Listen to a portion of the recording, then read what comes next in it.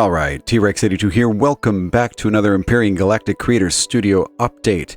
This is going to be a little bit longer video than usual. I have a lot of things to show you, and I do have a special announcement at the end of the video as well to kind of indicate where this channel might possibly be going in the future. But first and foremost, I'm going to kind of go through a couple things. The first thing is going to be I get a lot of questions about my build process, how I know when to stop, how I get detail and things like that. And this is perfect timing because as of right now, Excalibur is doing a challenge to see if you can work in as much detail as possible using only the blocks that are given and the colors of the default color as well. So I figured this might be a great time to kind of go through my build process and show you what I do and how I end up where I end up. And as usual, if you like what you see, hit that subscribe button, hit that notification bell, and hit that like button so you don't miss out on any future content as well. So let's go ahead and jump in. So right in front of you, I have a miner, and my idea for this was to do this challenge and just create a small basic miner for kind of like a starting vessel kind of a thing. This was what I came up with in the very first couple of steps. It's very basic. It's just blocky. It's kind of laying out a basic shape, something that I can really start to develop later on. This is where I usually start. This is my stage one. Laying out thruster positions, checking to make sure that the drills are going to work properly in their current location, seeing where thrust could go, how much I'm going to need, how much space I will have, and just kind of develop the basic layout of that. From there, I move on to stage two. Now, stage two is where I start to actually develop the shaping. I break up the surfaces slightly. So, for example, on this, I decided that I wanted to extend out the back end slightly. Kind of give it a different shape, using the type of shaping that I do with the housings and things like that. So that's where I end up with this. So I have a basic layout. I have a basic shape. I'm starting to work in a little bit of detail. I'm breaking up surfaces here and there to kind of give it just a little bit more of an interesting factor. And it's still using the same basic layout as far as the drills and the ammunition and the thrusters and things like that. Test it again here, make sure it's still balanced, make sure it's still working. And then I move on to stage three. And this is where I start to really work in more detail. I do more cuts. I start adding in the smaller blocks, bridging things where I need to bridge them, make it look like it's actually serving a purpose versus just there for aesthetics, and just layering in depth. Depth is the biggest thing that I see that's lacking in a lot of builds. A lot of builds that I see on the workshop, they'll get to this point, or they'll even just stay here, which is perfectly fine. This is a great starter vessel. It will work. It will do what it needs to do as far as your gameplay is concerned. But a lot of people stop there. They tend not to go any further.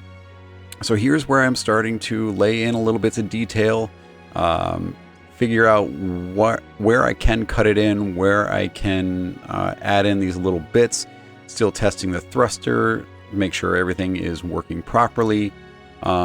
At this point, it didn't quite work as well as I had hoped. It didn't turn very well. The thruster placement was not very optimal. It was just not looking right as well. So I decided at this point to go into stage four. And this is where I start adding the greebles, start adding in more detail, changing it up drastically, and seeing what I can do with it. So here is the stage four, which is my final stage. This is where I start adding in my pipes. This is where I start finalizing thruster placement, starting adding in these greebles, see where they can work. This is where I really start to finalize the shape, which you can see here. I decided to actually cut this thruster housing give it more of an insect feel. And I'm very happy with the way it turns out. And a lot of times I don't have something in mind. I don't have a plan. A lot of my builds just kind of come from moving things around, seeing what looks good to me, and then going from there. I try to keep the base of it as close to the original as possible, like placement of refrigerators and placement of all of those components. But I try to build in as much detail as possible. And one thing that I see that lacks on a lot of builds is depth. And a great example of that is, as you can see, we start off in the beginning very blocky. It's still blocky at this point. I could release this and be fairly happy with it. I move on to this and it's still blocky. The one thing that I see here is that it's a lot of flat surfaces and I need to break those up. So what I ended up doing is building in depth. And by doing that, cutting in circles, using some of these rounded shapes to kind of make it look like you can almost see through. I did at one point have this so you could see all the way across to build in that layering, build in that depth. In the end, I ended up just staying with this because I think it did enough anyway. But spoiler alert, this is going to be in Excalibur's challenge. I think it came out pretty well. I am quite happy with it. I do have a carbon version of this as well, which I will probably work on or release on the workshop. I may even take this and turn it into an SV version. Add in some wings and things like that, just to kind of give it, separate it in so it can be a whole new category of my build. It won't be under the Taiki line. It'll be something else once I finally come up with that. So that is that. So again, just kind of work on things, move things around, build in some layers. Don't be afraid to cut in and make hard edges. Very early on, I started out feeling like everything had to seamlessly flow into one another, and that is a great way to make a donut or an egg or a brick or something like that. Start making those cuts. You'll be very pleasantly surprised how it comes out in the very end. All right, so one of the other things I've been working on is going to be way up above us. So let's just go ahead and switch on over and head on up. I have decided to work on a base. It's been a long time since I've done this, but hey, I'm not very good at it. But we're gonna try. So where is it? Aha! There it is. So we have an orbital base that I am working on here.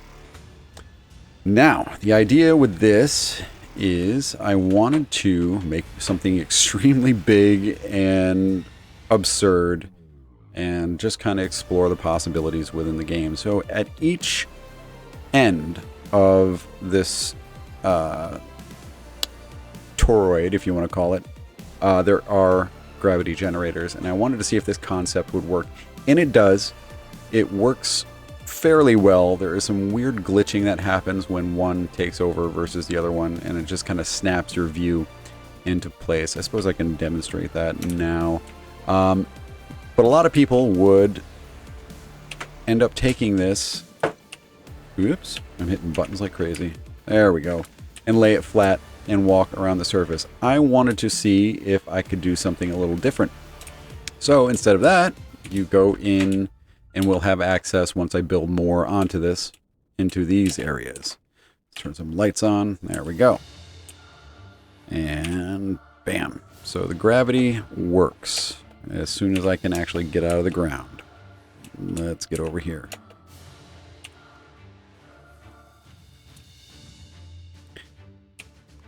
Now, why are you doing that? You weren't doing that in my other game. Hold on. What is happening here?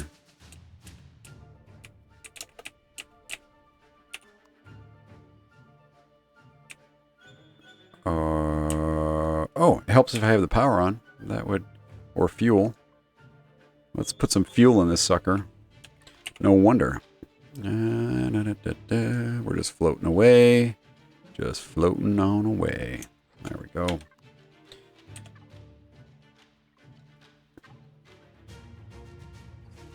Hey, there we go. Look at that. That's amazing how that works. Number one, make sure you're fueled up. All right, so I am currently walking around, and that's what I'm talking about. It does transition funny. It switches over, and then kind of dips your view up. But I am still currently walking, and I can walk all the way around this.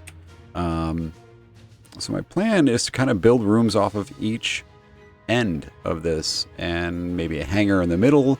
I haven't quite figured out that layout as of yet, but it's something that I am currently working on. So this is going to take me a while to figure out the logistics of everything and how I want it laid out. But, you know, I'm excited about it. I haven't done one of these in a long time. It's about time I start actually working on bases and things like that. So, yeah, that is a little orbital mining and refining station there. I do also have a planet side one that I'm working on. Sadly, it is not in any shape to show at this point, but it is getting there. Now, for the biggest announcement. Recently, I have decided to kind of take a different route. I am still going to be doing builds. I am still going to be doing Empyrion content. But I do have a Ender 3 Pro 3D printer on the way. So, my idea is what I'm going to be doing is 3D modeling, because as of right now I have not found any possible way to take any blueprints, turn them into 3D objects, and like in Blender or something like that, and print them out. So what I'm having to do is go block by block, rebuild it within Blender, which is a task amongst itself. I haven't done any 3D modeling in probably close to 20 years, so I am having to relearn everything, learn a whole new program, and figure all of that out. So what I am doing is I'm using a test bench for one of Excalibur's builds, which is the Matic, and I will show you right now. Okay, so this is where I currently am. So we have the Matic over here. This is the reference photo that I'm using, and this is where I currently am now. Now the thing is, I'm going to have to model everything as I go. So you can see I'm doing point by point, face by face, and finally getting to a rough shape on this. So it does take some time, and I will get faster as I learn more about this and speed up the process a little bit. But I am also having to do things like build components. So as you can see, I'm working on kind of matching the M2 thruster here, I believe, and making it printable so I can actually have it ready to 3D print. And the idea is the base is going to be a 3D print without a lot of the turrets, without a lot of these little bits of detail. And I'm going to print them separately. And once I print them separately, then I'm going to piece them together, and then I'm going to paint them by hand and make a stand for them and do that whole process. And I may do that either on a live stream, or I may just make content for the channel by, you know, videoing as I'm doing it, kind of a thing, to see where it starts and where it ends up. The other idea I had as well is once I can get this to a point where it's provable as far as working, then I may take a randomly chosen subscriber or do a challenge or something along those lines and have that individual send me a copy of an in-game build that they have done. I will build it, I will paint it, and I will send it out to that person, because it's one of those things that while you can build all this stuff in game and come up with these amazing builds, it's a whole other idea to have a tangible thing in your showcase, on your wall, on your living room table, wherever you want to put it. Having a tangible piece of art there is something that I think is going to be really cool. So I'm hoping this works out. I'm going to give you guys more information as it comes out, as things develop. I have to learn how to model again. I have to learn all the things about PLA and the different filaments and how to actually set up the printer and go through those processes and how to make it so it works really well and how I get the most detail out of it and how small I can build versus how big I can build. So I have a lot to learn still, but I am excited to go down that road and we'll see where it goes. So that's all I've got for you guys today. I appreciate you joining me on this journey. I am very excited to see where we're going to go from here. As always, hit that like, hit that subscribe button. Make sure you don't miss out on any future content and keep your eyes peeled. And until next time, keep your heads above the hard deck. I'll catch you later.